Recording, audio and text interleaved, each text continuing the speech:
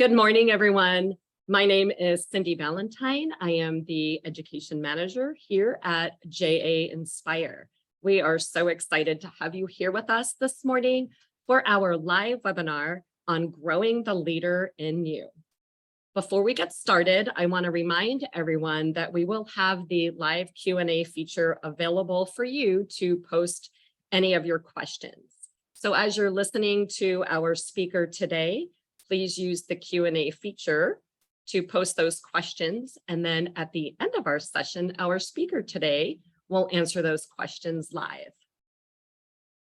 So I am so excited to introduce our leadership expert, Candice Tolliver, who is here with us today.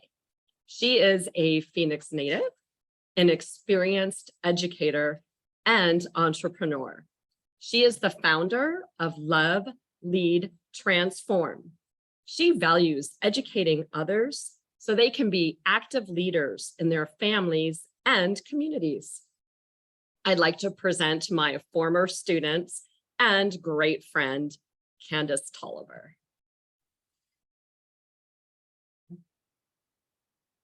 Hello, everyone. Good morning. Good morning. Good morning. I'm so excited to be here with all of you today. And thank you to Cindy for your great introduction. Let's go ahead and jump in. Today, we are going to be talking about growing the leader in you. Once again, my name is Candice Tolliver, and I'm very excited to be here. So Cindy introduced me a little bit already. She did an awesome job. And just some information, I'm a Phoenix native. I love being in Phoenix. I know that some of you are also in Tucson. So hello, I went to the University of Arizona, also to ASU as well. And very much a part of my leadership journey is the American Express Leadership Academy. My leadership journey began when I was in 6th grade. 6th through 12th grade is when a lot of my leadership growth was, I guess the word you could use is it was birthed in me. And throughout that time, I just continued to move through life, looking for different leadership opportunities, connecting with different leaders. And now I'm here today with you. So during our time today, we're going to talk about growing the leader in you. And as a former teacher, I do know that all of my students had capabilities of being leaders in their own personal ways. And so I hope today, as you spend some time with me, you're able to think through what does it look like for you to be a leader? So why do we do leadership development? Why does it matter? And the truth is that in the times that we live in, there are so many different things that are going on, and there are so many people who are available to do work in the world, in our families, in our communities, in your schools, to see and make things better. Who needs leadership development? All of us do.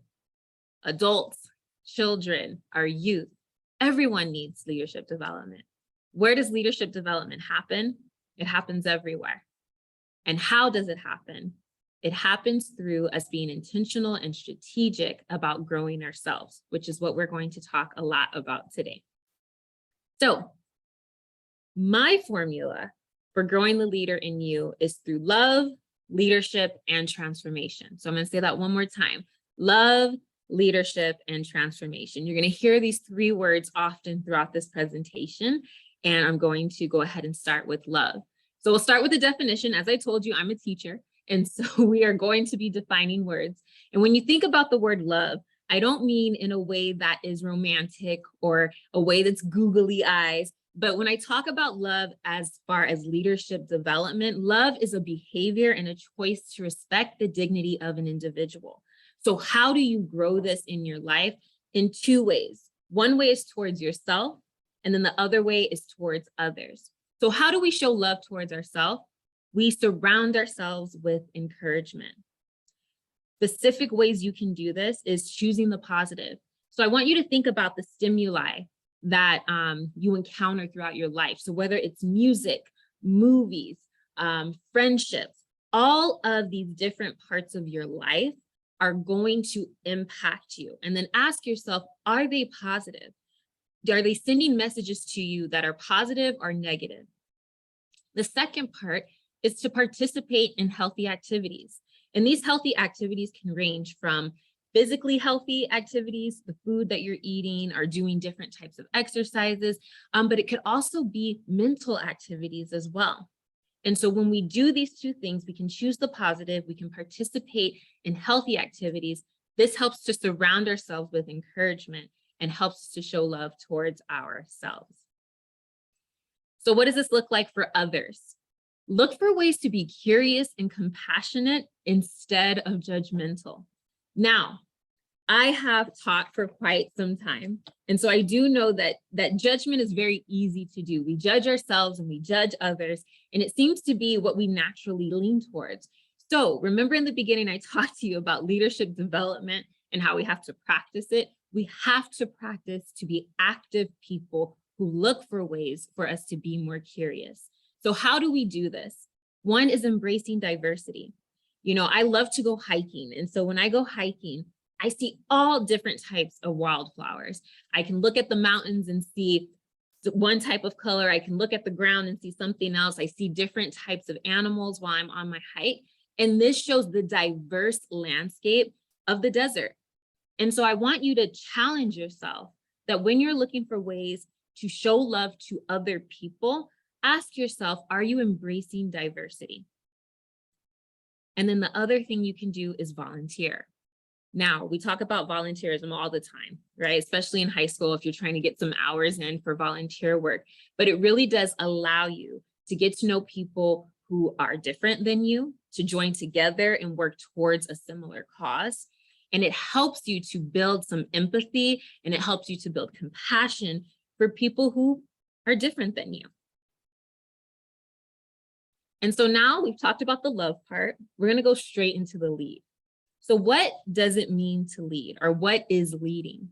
There's a book that I read, and I wish I could remember the person who wrote it, but it's called The Servant. And in this book, the author talks about leadership and how leadership is an art. It is something that we practice, but it is the art of influencing yourself and others to work towards a common good. And so we don't just arrive at leadership, right? We don't just wake up and say, I have been practicing leadership for 10 years, and now I am the epitome of what a leader should be. It just keeps going and going. And so how do you lead yourself? A lot of times when we talk about leadership, it can be very outward facing. How do we lead others? How do we appear to other people? You know, is this position a leadership position, right? But we don't think so much about what does it mean to lead ourselves first. And so how do you do that? One is maximize your strengths and neutralize your weaknesses. This is a really great lesson that I learned from a book called The Great Connection. And it is something that I have continued to teach to my students, but also teach to myself and to also teach to adults. So how do you maximize your strengths and neutralize your weaknesses? The first thing is to take an inventory.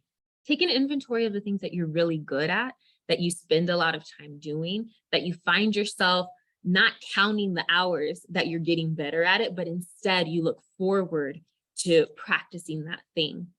Continue to learn about it so you can grow in that area, and then connect with other people who are doing similar things.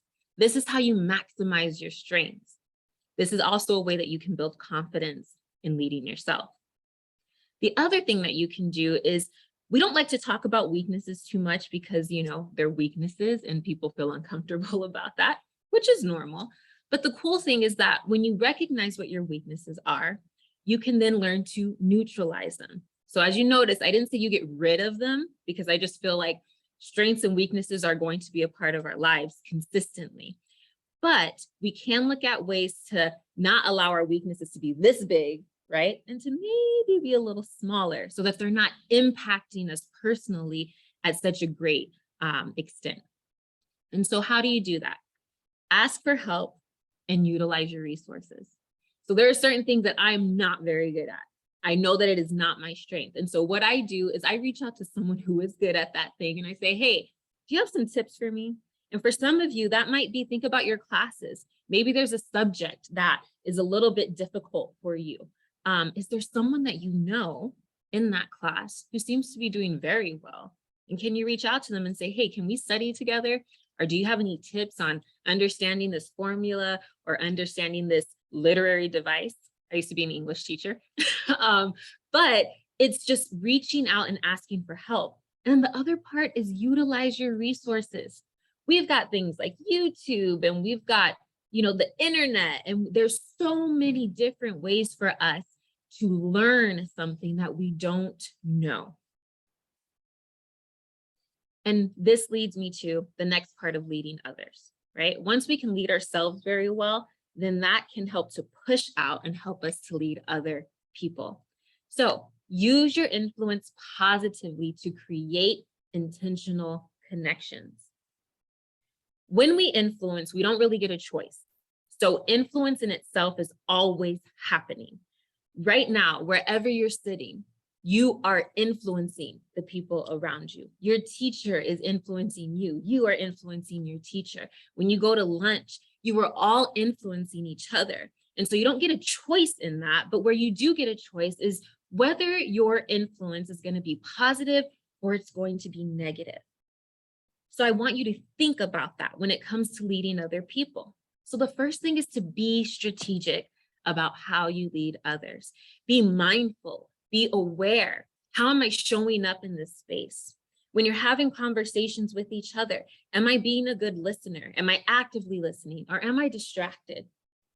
So think about the ways that you can be strategic in leading, whether that's in a small group in your classroom, or whether it's out on a field or on a court, or maybe you are working on some really cool band project, right? Whatever it is, think about which ways can you be strategic to lead others. And then the second thing is to look for opportunity. I'm going to tell you this, as I said in the beginning, influence is always happening. There's always going to be an opportunity for you to lead. Always. No matter what you're doing, no matter where you're at. Leadership is not based off of your title. It's not based off of if you are the best in the class. It's not based off of anything other than the fact that you are showing up in a space and you have influence. So when those opportunities present themselves, remember, you have the opportunity to lead another person. And this leads us to our last part of how do we develop the leader within ourselves. And that is transformation. To transform means a change in your character or in your condition. So how do we allow ourselves to transform, right? This is usually like the really scary part for a lot of people. But I like to think of like a butterfly, right? Butterflies go through a transformation that many people are pretty used to seeing, right? They're a little caterpillar, and then they go into the cocoon, and then they come out the butterfly, right? And a lot of times that's what we experience as human beings, but we go through this transformation over and over and over and over again.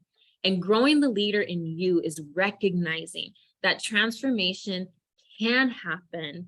And when it does, sometimes it's a little bit scary. So how can you invite that transformation for yourself?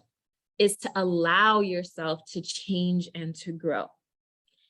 As I told you, I am a teacher, have been a teacher, and I've taught high school, I've taught middle school, and I have watched my students change before my eyes.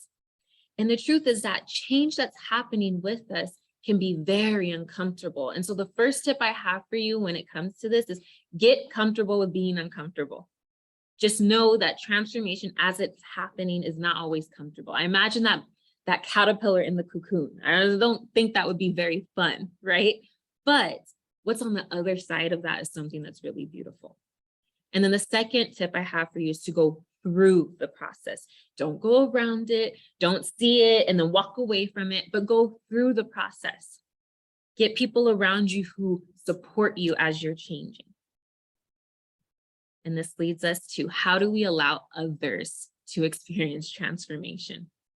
You've got to release them to pursue change. Now, I've been in high school and I've been in middle school, and I'm sure some of y'all got your besties, you got your friend group, right? And sometimes our friends change just like we change. And the truth is that when that happens, sometimes we might think, why are they changing? Why are things different?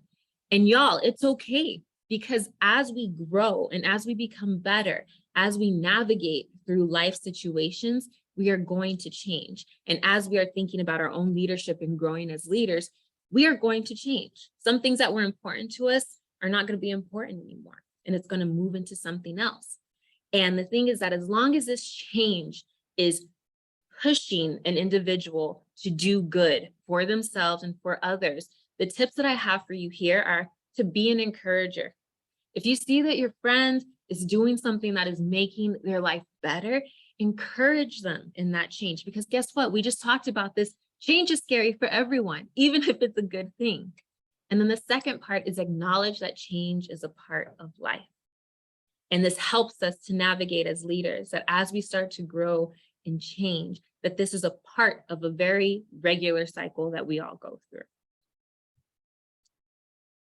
And so the last piece here is repeat the process. We learn to love ourselves and love others. We learn to lead ourselves and to lead others. And then we allow ourselves to transform as we allow transformation to happen in others. And we repeat it over and over again. And I have this here that the work of growing the leader in you through love, leadership, and transformation is a marathon and not a sprint. We don't ever just make it, but instead we continue to love, lead, and transform through our leadership journey over and over again.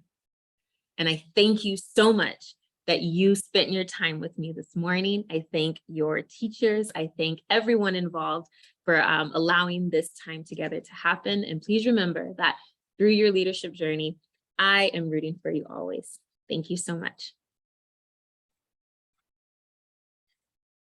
And I think we're going to move into some questions. So we will take a look at those. And I hope that I'm able to answer the questions that you have for me. Thank you so much for your Yes. inspiring talk. That was so fun. Awesome.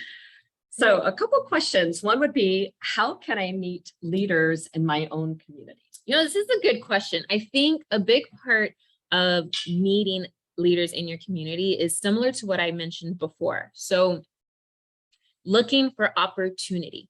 There are leaders in your schools. So there's your teachers, there might be administrators. You also have other peers that might be leading in other ways outside of school. And so look for the opportunities. If you go to a business in your city or in your area, in your community, you know, you can look there. You might have representatives that are inside of your community that are the actual voice for you. And you can meet that way as well. So I would say definitely to look up and look around. So look up, you know, businesses that are in your area, then also look around you because you will find leaders in your community spaces. And I just wanted to remind everyone that the Q&A feature is open and available. So if you guys want to post some of your questions there. And I did have another one that we were curious about. How do you discover your own strengths? That's a good one. So I would say there's a couple ways to do this. I am very much a fan of jumping online and looking for like a strengths assessment. But one way that you can do it if you don't want to do it that way is maybe I would say 3 people that you spend the most time with. And I would ask them, I've done this before. And I said, hey, what do you think I'm really good at? And so when you ask that question to 3 people who are very close to you, you might start to see some similarities from their responses. And maybe even ask some of your teachers, what do they think your strengths are? Because they see you in a way that you don't necessarily see yourself. Great, thank you. And another question that our team was wondering about is, what is the biggest transformation that you have had to make? Ooh, that's a good question. I'm trying to think, let's see. I think the biggest transformation that I have experienced has been thinking through confidence and allowing myself to be confident in what I find myself to be good at. And I know that that might sound a little like, well, what do you mean by that? But I remember a time being very like insecure about certain things. And well, I kind of like to do this thing, but I don't know. And one of those things is leadership. So everything I just talked to you about, I had to experience a transformation that said, you really love this stuff. You have studied this stuff. You have done these different workshops. It is okay for you to step into understanding that this is something that you are meant to do. So that would be like my biggest transformation for sure. Great, thank you. Yeah. And another question would be, do you have to be outgoing to be a leader? No, that's the short answer. No, you don't have to be outgoing to be a leader. One thing that I think is really cool is that there are so many different types of leaders. And the truth is that there are so many different types of people who need leaders who lead in different ways. And so your leadership is your leadership. The way that you show up and influence others is something that is very unique to you and something that your space needs. And so I would say to that, being outgoing is definitely not a prerequisite to being the leader. If you feel like that's something you want to work on, that's fine, but it doesn't count you out if you are not outgoing. So that's what I would say for that one. And we have time for one last question. Awesome. So that is awesome. How do you know when a connection is intentional? How do you know when a connection is intentional? I look at this in two different ways. I think on one end, if you're making the connection, you would know it's intentional because you are choosing to make that connection.